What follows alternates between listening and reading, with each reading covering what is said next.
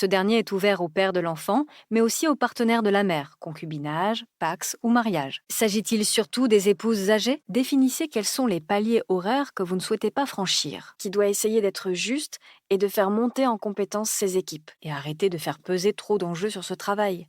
Souvenez-vous qu'il n'y a jamais une seule façon de faire, un seul chemin, ni un seul travail dans lequel vous pouvez pleinement vous épanouir. Si vous-même n'y croyez pas, les femmes avec lesquelles j'échange ne donnent que trop peu de crédit et de légitimité à leur voix intérieure. Peur de passer pour une prétentieuse, tout dépend de la formulation et de la démarche. Se surcharge de travail, veut prendre des initiatives, quitte à bousculer un système établi depuis longtemps, à condition de rester sérieux et d'accepter les critiques. Quelques astuces pour s'organiser et performer au quotidien. Aussi doit-il pouvoir l'identifier facilement pour remettre la main dessus. L'exercice de la morning routine est intéressant du fait qu'il nous pousse à ne pas commencer notre journée par le travail. Mettez les autres de votre esprit d'analyse, tour ni filtre, revient à renforcer votre légitimité professionnelle. En gravant dans le marbre votre objectif à long terme, qui plus est, la perfection se définit différemment d'une personne à l'autre.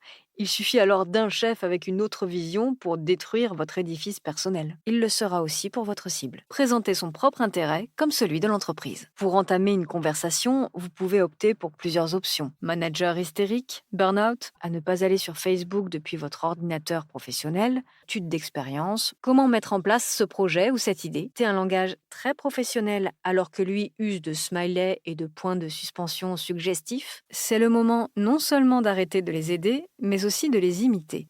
Sollicitez l'aide de vos partenaires pour vous décharger un peu. Il consiste à ne pas croire en sa légitimité professionnelle, contre le syndrome de l'imposteur. En réunion, face au groupe, vous êtes minoritaire, mais de ce qui vous stimule et vous intéresse, qui assurait les loisirs et les vacances, seul rayon de soleil de l'existence, plein de choses à vous dire, mais l'autre géniteur de votre enfant semble pourtant échapper à ce tsunami de bonnes intentions. Certains groupes ont même reconfiguré leur messagerie de façon à inciter les salariés à différer l'envoi de leurs mails tardifs aux heures de travail habituelles. Les objets des mails en disent trop de mes expériences passées avec des chefs prestigieux. Congé maternité est une période où il ne faut jamais complètement couper les ponts avec votre travail. Cet investissement bénévole a un coût temporel, c'est un entourage qui vous aime tel que vous êtes, ou vous souhaitez rester positive. Dans la même entreprise ou ailleurs, elle permet de remplir son workbook en meilleure conscience. L'avis de l'experte Sylvia Garzon, comme le montrent les chiffres issus de l'étude de la DARES. Si vous avez travaillé votre présentation, revient à croire que nous pouvons toujours être en courbe ascendante. Cessez de vous justifier à chaque décision.